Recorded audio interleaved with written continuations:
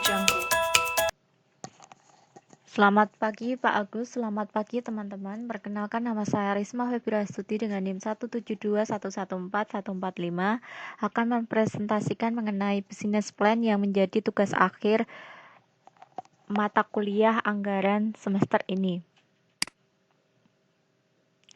Sebelumnya anggota kelompok kami terdapat 3 orang lagi. Yang pertama adalah Margareta Kusumaningrum dengan NIM 172114154 dan ada Teresia Ekaristi dengan NIM 172114166 dan ada juga Clara Devi Maharani dengan NIM 172114176. Nah, sebelumnya kenapa kami memilih nama Tekosu? Tekosu sendiri merupakan singkatan dari 3 jenis minuman yang mungkin tidak familiar lagi di kalangan masyarakat. Nah, untuk tea sendiri merupakan singkatan dari teh, dan ko adalah kopi, dan su adalah susu. Nah, kami berusaha melakukan sebuah inovasi mengenai ketiga jenis minuman ini karena ketiga jenis minuman ini merupakan minuman yang mudah sekali dilakukan variasi sehingga kami tertarik untuk melakukan bisnis ini. Nah, untuk target operasinya sendiri kami akan memulai sekitar pertengahan tahun 2020.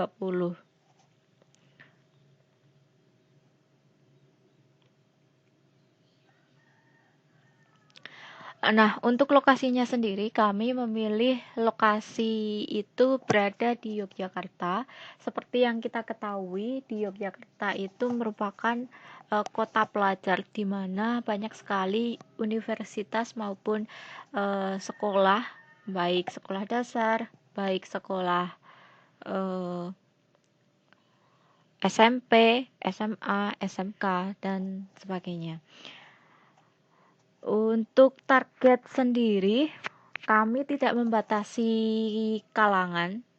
Ini bebas untuk semua kalangan. Untuk logonya sendiri, kami memilih sebuah teko. Kami memiliki filosofi mengenai logo ini.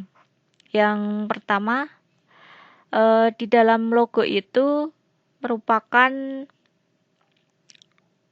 ada hal yang membuat kami merasa logo ini begitu unik ceritanya, yang mana warna hitam pada teko ini merupakan simbol dari warna kopi itu sendiri, sedangkan untuk warna coklat itu merupakan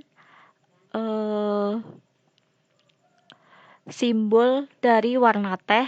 Nah, untuk warna putih itu sendiri merupakan simbol dari susu.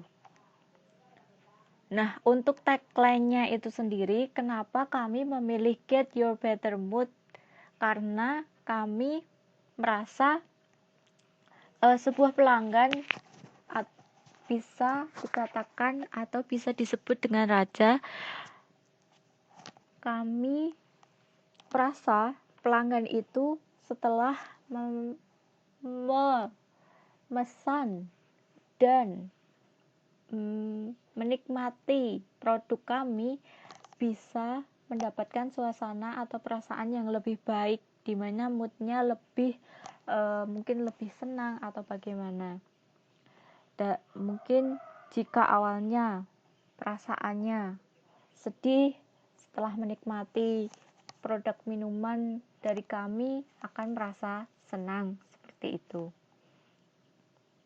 Nah, untuk produknya sendiri ada Ted, Cat, Rote, Ledge, Mochaccino. Terima kasih. Untuk selanjutnya akan dipresentasikan oleh Margareta Kusumaningrum. Selamat pagi, atau siang, atau malam Pak Agus serta teman-teman. Perkenalkan, Saya Margareta Kusmaningrum dengan NIM 1721145154. Di sini saya akan melanjutkan presentasi bisnis plan dan budgeting kelompok kami. Setelah tadi dipresentasikan mengenai profil bisnis Tekosu, maka sekarang berlanjut ke poin penting dalam perencanaan bisnis di kedai Tekosu ini. Untuk yang pertama, ada background bisnis. Nah, di dalam background bisnis ini, artinya dia apa yang melatar belakangi akan didirikan bisnis tersebut. Jika dalam kedai Tekosu kami, yang pertama karena meningkatnya kebutuhan akan maraknya minuman kekinian zaman sekarang. Nah, karena masa anak muda sekarang banyak yang mengikuti tren seperti minuman segar atau Thai tea dan boba atau yang lainnya. Begitu juga dengan tempat hits lainnya. Yang kedua, ada menciptakan suatu wadah yang dapat meningkatkan inovasi dan kreativitas. Nah, di sini kami mencoba untuk mendirikan kedai ini karena untuk sebagai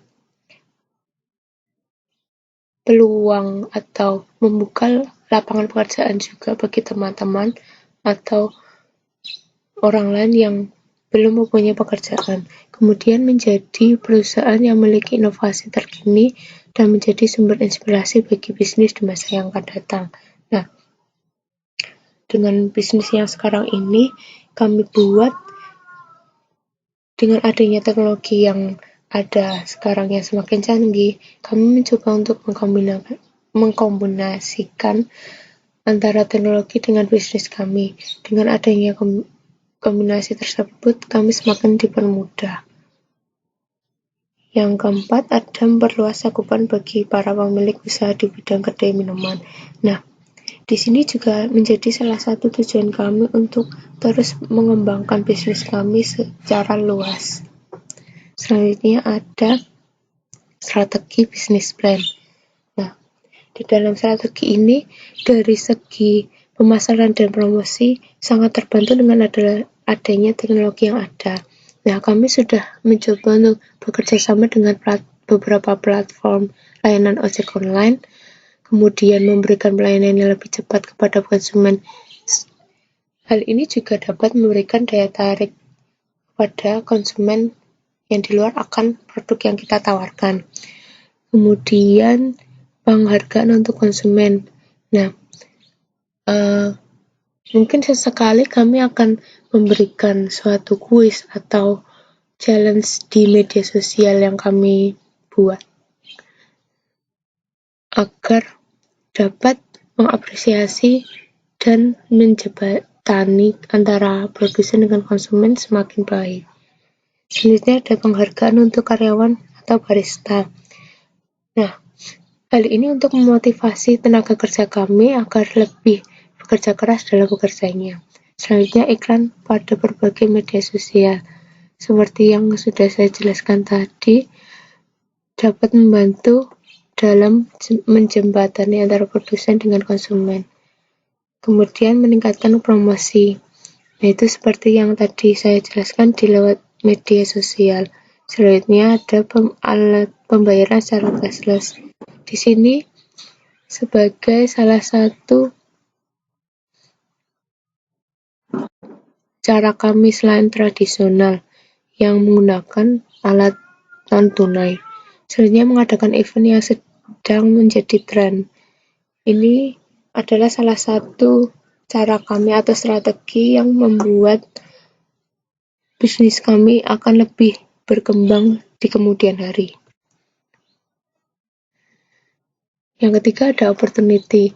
Di sini adalah peluang bagaimana bisnis tersebut dapat berkembang dalam masyarakat.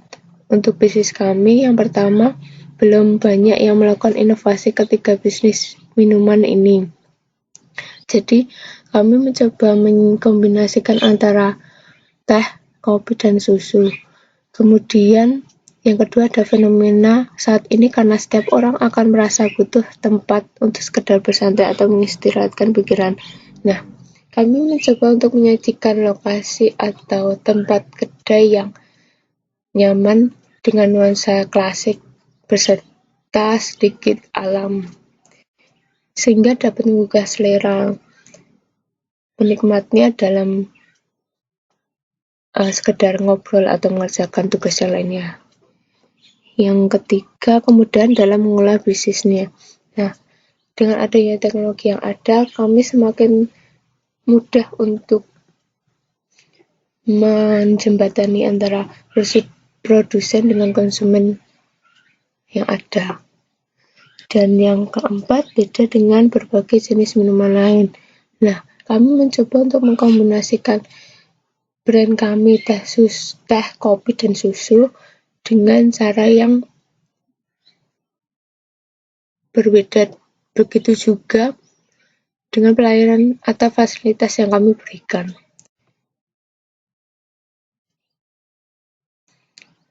Kemudian ada finansial dan forecast. Nah, di sini kami bagi menjadi 5 anggaran. Yang pertama, anggaran penjualan, produksi, anggaran bahan baku, tenaga kerja langsung, dan BOP. Sekian presentasi dari saya, selanjutnya akan dipresentasikan teman saya. Terima kasih.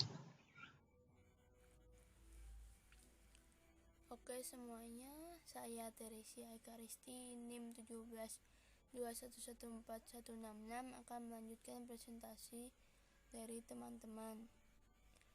Di sini kita masuk ke anggaran penjualan produk Tikosu sendiri. Di sini produknya ada 6, di mana setiap distribusinya itu memiliki berbeda-beda persentase. Untuk taro itu ada 10%, Thai tea, matcha, dan mocha 15%, sedangkan cappuccino 20% dan latte 25%. Untuk setiap unitnya, Thai tea, matcha, dan taro dijual seharga 15.000, sedangkan mocha 20.000, cappuccino 23.000, dan latte 25.000. Untuk anggaran penjualannya sendiri, kita ambil contoh di triwulan pertama, di mana kami menganggarkan penjualan yang terjadi itu sebanyak 2.540. Nah, untuk triwulan yang pertama dari produk Thai tea sendiri diperkirakan akan ada penjualan sebanyak 381. Itu dari 15% dikalikan 2.540. Begitu pula untuk penghitungan triwulan-triwulan selanjutnya, sehingga setahun itu Thai tea akan menghasilkan sebanyak 1.785. Penghitungannya itu sama, berarti persentasenya dari Thai tea sendiri dikalikan dengan anggaran penjualan setiap triwulannya. Lalu kita masuk ke anggaran produksi. Dan di sini anggaran produksinya sendiri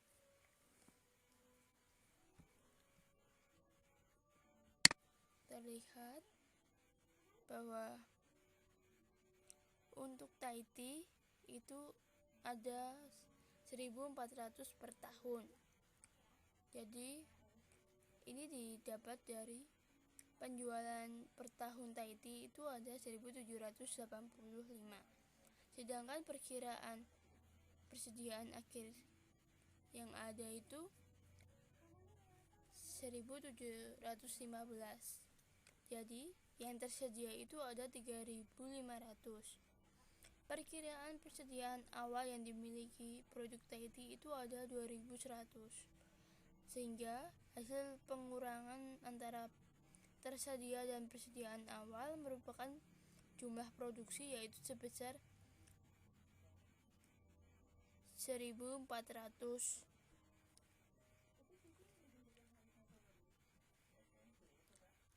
Lalu kita masuk ke anggaran bahan baku sendiri, di mana setiap produk itu dibutuhkan 100 ml susu dan 2 sendok makan atau 30 gram masing-masing powder di setiap produknya, baik itu untuk powder teh maupun powder kopi. Untuk toppingnya, boba, jelly, dan oreo juga dibutuhkan masing-masing 2 sendok makan atau 30 gram.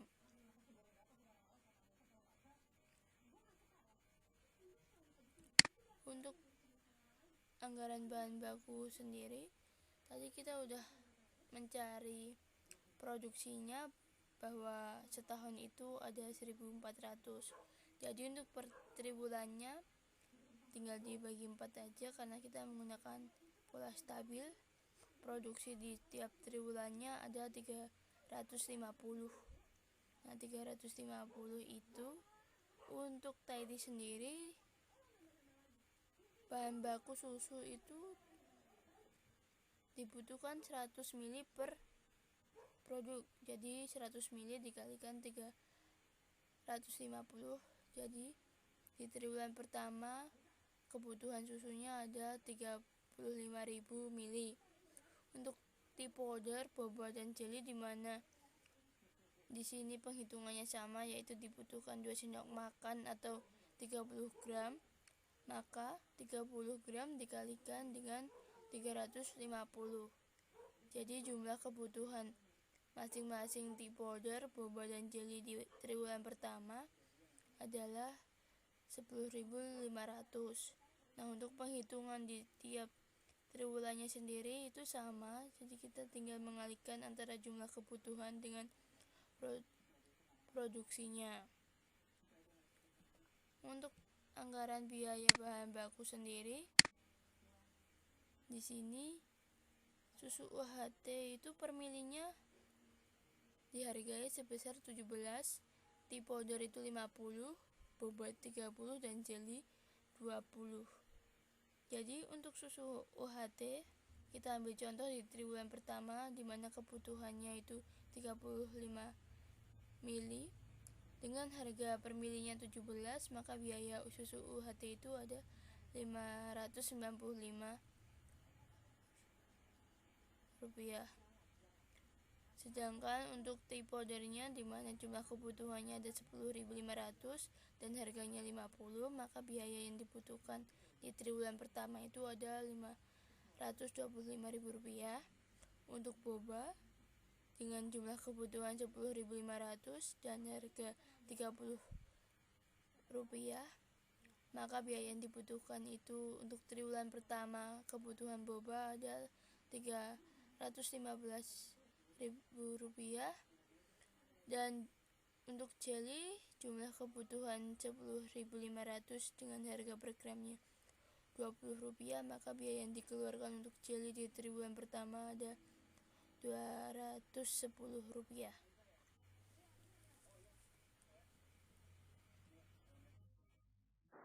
Untuk anggaran tenaga kerja langsungnya, untuk jam TKL ini kami menentukan bahwa jam TKL per 1 tahun di anggaran adalah sebesar 5.950, sedangkan biaya tenaga kerja langsung yang harus kami keluarkan adalah sebesar 63.750.000. Dalam anggaran BOP sendiri untuk harga perolehan semua baik itu gedung, mesin, dan peralatan itu sebesar 31.695.000. Sedangkan untuk biaya depresiasi keseluruhan untuk gedung, mesin, dan peralatan adalah 2.889.000.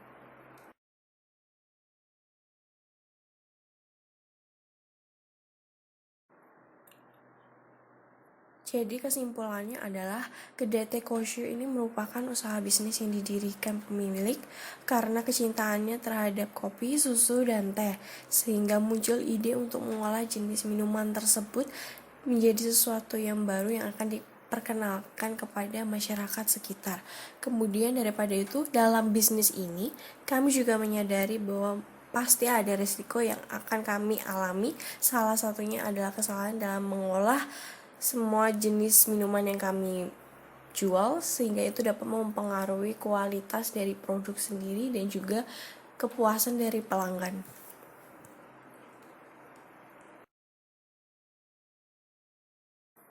Sekian presentasi dari kelompok 4, semoga bermanfaat dan dapat menjadikan pembelajaran bagi semua orang. Terima kasih.